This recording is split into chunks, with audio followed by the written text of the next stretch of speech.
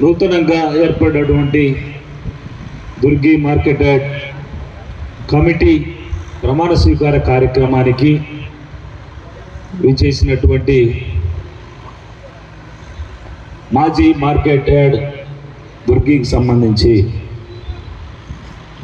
ఇప్పటి వరకు చైర్మన్గా చేసి ఉన్నటువంటి గోపాలన్న గారికి, అలానే జెడ్పీటీసీ సభ్యులు దుర్గి చెట్టిపల్లి యలమంద గారికి, అలానే దుర్గి మండల పార్టీ ప్రెసిడెంట్ ఉన్నం పెద్దబ్బాయి గారికి, అలానే రెండుచింతల మండలానికి సంబంధించి ఎంపీపీ గారికి, మాజీ జెడ్పీటీసీ భాస్కర్ రెడ్డి అన్న గారికి, అలానే కారంపూడి మండలానికి సంబంధించి మండల పార్టీ అధ్యక్షులు మరియు ఎంపీపీలు, ఈ కార్యక్రమానికి విచ్చేసినటువంటి ఎంపీటీసీలు, సర్పంచులు, వైఎస్ఆర్ కాంగ్రెస్ పార్టీ నాయకులు, కార్యకర్తలు అందరికీ కూడా నా హృదయపూర్వకమైనటువంటి నమస్కారాలు తెలియజేస్తా ఉన్నాం.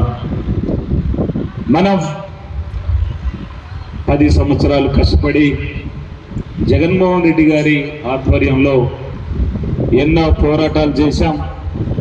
జగన్మోహన్ రెడ్డి గారు పార్టీని నిలబెట్టడం కోసం ఎన్నో కష్టాలని, నష్టాలని ఓర్చుకొని ఆయన ప్రజా ప్రస్థానం అనేటటువంటి ఒక పాదయాత్ర కార్యక్రమాన్ని తీసుకున్నప్పుడు ఈ రాష్ట్రంలో ఉన్నటువంటి పేదలు, బడుగు బలహీన వర్గాలకు సంబంధించినటువంటి వారందరూ కూడా ఏ రకమైనటువంటి ఇబ్బందుల్ని, కష్టాలను పడుతూ ఉన్నారో వాటన్నిటినీ కూడా ఆయన క్షేత్రస్థాయిలో పరిశీలించిన తర్వాత వారందరి బాగు కోసం ఏం చేయాలి అని చెప్పేసి అనే దానికోసం ఒక ఎజెండాని తయారు చేసుకొని దాన్ని మేనిఫెస్టోగా రూపొందించి దాదాపుగా అమలు పరిచినటువంటి వ్యక్తి ఈ భారతదేశ చరిత్రలో ఎవరైనా ఉన్నారా అని చెప్పేసానంటే అది ఒక్క మన జగన్మోహన్ రెడ్డి గారికి మాత్రమే దక్కుతుంది అని చెప్పేసి అని చెప్పడానికి మనందరం కూడా వైఎస్ఆర్ కాంగ్రెస్ పార్టీ సభ్యులుగా గర్వించాలని చెప్పేసి అని చెప్తా ఉన్నాను. ఇప్పటికీ మన పార్టీ 13 సంవత్సరాలు కంప్లీట్ అయి 14వ సంవత్సరంలోకి మనం పరిగెడుతూ ఉన్నాం.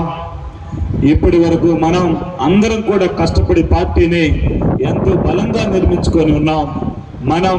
మన పార్టీలో ముఖ్యంగా బడుగు బలహీన వర్గాలు, ఎస్సీ, ఎస్టీ, బీసీ, మైనారిటీ సోదరులు, అలానే మహిళా మతలకు కూడా తగినటువంటి ప్రాధాన్యం ఇస్తూ ప్రతి లోకల్ బాడీస్లో కావచ్చు గాక ఏ నియామకమైనటువంటి నామినేటెడ్ బాడీస్లో కూడా తప్పకుండా అన్ని కులాలకు సంబంధించినటువంటి మహిళలు తప్పకుండా 50% ఉండాలి అని చెప్పేసి అనే దాన్ని ఒక నిబంధనగా పెట్టుకొని మనం ప్రతి కమిటీలో కూడా ప్రతి చోట కూడా 50% మహిళలని ప్రోత్సహిస్తూ వచ్చాం.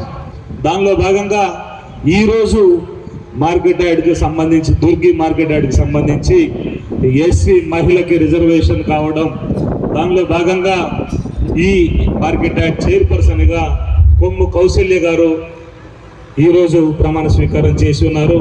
అలానే వైస్ చైర్పర్సన్గా గురుగాల రామారావు గారు, మరియు డైరెక్టర్స్గా బొల్లెద్దుల ఎన్నయ్య గారు, చింత లక్ష్మీ నరసయ్య గారు, తర్వాత కందుకూరి కాశమ్మ గారు, బోయిన నరసమ్మ గారు, రామావత్ లక్ష్మీబాయి గారు, మాచర్ల అన్నపూర్ణమ్మ గారు, అలానే బోయిన కార్యక్రమాన్ని మనం ఇప్పుడు జరుపుకోవడం జరిగింది. ఈ సందర్భంగా ఇక్కడికి విచ్చేసినటువంటి వారందరిని ఉద్దేశించి ముఖ్యంగా మన పార్టీ ఇప్పటి వరకు చేసినటువంటి కార్యక్రమాల గురించి ఒక 2 నిమిషాలు మాట్లాడతాను. జగన్మోహన్ రెడ్డి గారు ముఖ్యమంత్రి అయిన తర్వాత నవరత్నాలు అనేటటువంటి స్కీమ్ని తీసుకొని ముఖ్యంగా మన నియోజకవర్గానికి సంబంధించి కూడా ఒక కులం, మతం అనేటటువంటిది లేకుండా ప్రతి పార్టీకి సంబంధించినటువంటి ప్రతి వారందరికీ కూడా ఈ సంక్షేమ పథకాలను అందించడం కోసం ఎంతో కృషి చేసినటువంటి సందర్భం ఉంది. ఇక్కడ ఎక్కడ కూడా వివక్షకి పోకుండా ఎవరైతే అర్హులై ఉంటారో అర్హులై ఉన్నటువంటి ప్రతి ఒక్కరికి కూడా ప్రభుత్వం అందించేటటువంటి సంక్షేమ పథకాలన్నిటినీ కూడా ఇవ్వడానికి మనం ఎక్కడా కూడా ఇప్పటి వరకు ఒక్కరికి కూడా అడ్డంకి పెట్టినటువంటి సందర్భం లేదు. ఇక్కడ దాదాపుగా మన నియోజకవర్గంలో దాదాపుగా 93% మంది ఎవరైతే అర్హులై ఉన్నారో వారందరికి కూడా ప్రతి ఒక్క పథకాన్ని మనం అందించినటువంటి ఘనత మనది. మన నియోజకవర్గంలో సంక్షేమ పథకాలకే కాకుండా అభివృద్ధి కోసం మనకిచ్చినటువంటి రోడ్లు అయితేనేమి, మనకిచ్చినటువంటి హాస్పిటల్స్ అయితేనేమి, ఇవన్నీ కూడా మనందరం కూడా చూస్తా ఉన్నాం.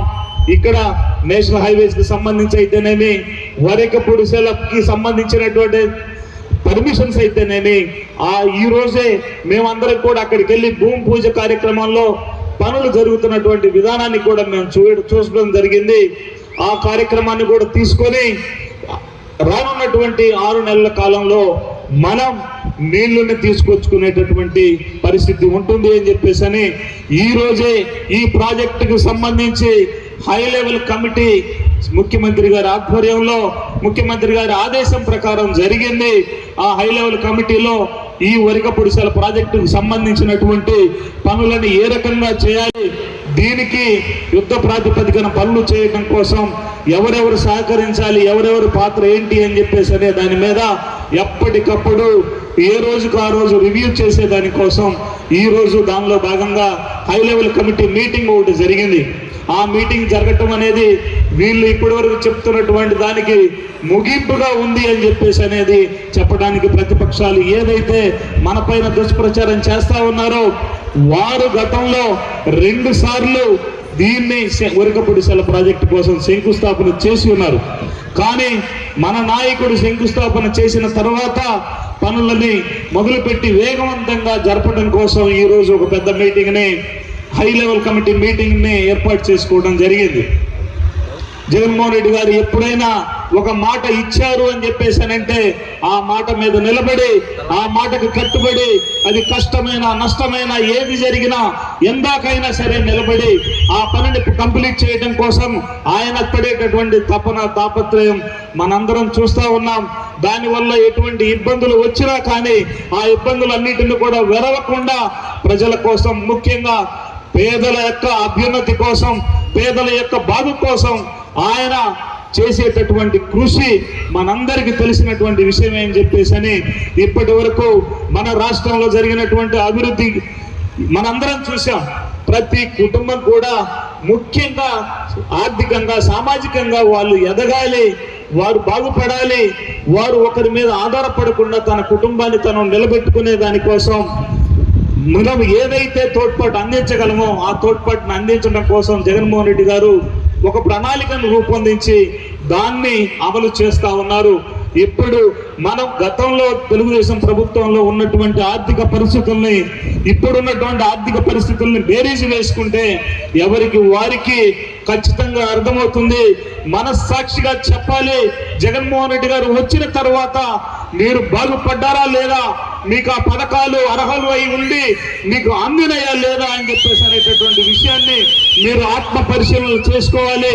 ప్రతిపక్షాలు కావాలనే అవాకులు చవాకులు పేలుతా ఉన్నారు. ప్రతిపక్షాలు ఈ రోజు మన మీద ఏదైతే మాట్లాడుతున్నారో వారు వారి పక్కన తిరిగేటటువంటి అనుచరులు అందరూ కూడా ఈ పథకాలు తీసుకున్నటువంటి వారే. వారు మాట్లాడతారు, మీ డబ్బులు ఇచ్చారా అని చెప్పేసి మాట్లాడతారు. మా డబ్బులు ఇవ్వలేదు, ప్రజలకు సంబంధించిన డబ్బే ఇచ్చాం. కానీ ఇదే విమర్శించేటటువంటి ప్రతిపక్ష పార్టీలు ఎందుకు ఈ డబ్బులు పంచిపెట్టలేదు, ఈ డబ్బులు ప్రజలకు అందించలేదు, ఈ రోజు పారదర్శకంగా ఎక్కడ కూడా అవినీతికి తావు లేకుండా ప్రతి ఒక్క మహిళకి, ప్రతి ఒక్క అన్నదమ్ములకి పంచిపెట్టినటువంటి కార్యక్రమం ఎందుకు పంచిపెట్టారు అనుకున్నా బతుకుతున్నట్టుగా లెక్క. అంతేకాని మీరేదో చూపిస్తే రోడ్లు వేస్తేనే అభివృద్ధి జరిగినట్టు, అదొక్కటే అభివృద్ధికి సోపానం అన్నట్టుగా మీరు మాట్లాడటం అనేది అది అర్థం లేని వాదన. ఇప్పటి వరకు జగన్మోహన్ రెడ్డి గారు సంక్షేమ పథకాల వల్ల అయితేనేమి ఏదైనా ఇచ్చినటువంటి మాటని నిలబెట్టుకునే విషయంలో నికాసుగా నిలబడ్డాడని చెప్పేసి అని చెప్పుకోవడం కోసం వైఎస్ఆర్ కాంగ్రెస్ పార్టీ కార్యకర్తగా మనందరం కూడా గర్వించాలని చెప్పేసి ఈ సందర్భంగా మీ అందరికీ తెలియజేస్తా ఉన్నాను. తెలుగుదేశం పార్టీకి సంబంధించినటువంటి వారు ఇప్పటి వరకు ఇచ్చినటువంటి హామీలు ఏవైతే ఉన్నాయో మొన్న 4వ సిద్ధం సభలో జగన్మోహన్ రెడ్డి గారు సవివరంగా వివరించడం జరిగింది. మనం సంవత్సరానికి 75 కోట్లు 75,000 కోట్ల రూపాయలని ప్రజలకు అందించున్నాం.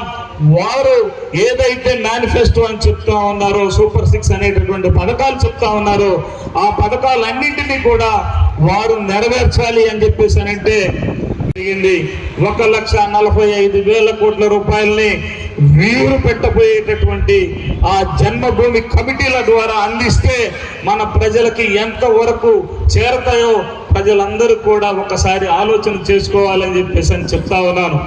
జగన్మోహన్ రెడ్డి గారు ఏదైతే యజ్ఞం మొదలు పెట్టారో ఆ యజ్ఞం సంపూర్ణంగా పూర్తి కావాలి అని చెప్పేసానంటే తప్పకుండా మరలా రెండవసారి కూడా ఆయన ముఖ్యమంత్రిగా ఉండాలి అని చెప్పేసి అనే దానికి మన అందరం కూడా కట్టుబడి ఉండాలి. ఆ విషయం కోసం మనందరం కూడా కష్టపడి పనిచేయాలని చెప్పేసి ఇక్కడ మన పల్నాడు ముఖ్యంగా అభివృద్ధి చెందాలి. ఇప్పటి వరకు జరిగినటువంటి అభివృద్ధి, గతంలో మనం ఎప్పుడు ఎమ్మెల్యేగా ఉన్నా కానీ ప్రతిపక్షంలో మాత్రమే ఉన్నాం. ఇప్పుడు అధికారంలోకి వచ్చాం. అధికారం వచ్చిన తర్వాత కూడా 2 సంవత్సరాలు కరోనాతో పోయింది. మిగిలిన 3 సంవత్సరాలు మాత్రమే మనం అభివృద్ధి చేసుకోగలిగాం. మనం కూడా చేసుకోవాల్సినటువంటి అభివృద్ధి కార్యక్రమాలు ఇంకా మిగిలి ఉన్నాయి. కాబట్టి మరలా మనం కూడా తప్పకుండా ఇక్కడ 5వసారి గెలిచి ఈసారి మంత్రివర్గంలో స్థానం కల్పించబోతా ఉన్నారు. కాబట్టి మరింత మెరుగ్గా మనం అభివృద్ధి కార్యక్రమాలను మనం చేసుకోవచ్చు అని చెప్పేసి ఈ సందర్భంగా మీ అందరికీ వివరిస్తూ చెప్తా ఉన్నాను. మనకి ఇక్కడ బీసీ యాదవ్ వర్గానికి సంబంధించినటువంటి అనిల్ కుమార్ యాదవ్ అన్న ఎంపీగా కంటెస్ట్ చేస్తా ఉన్నారు.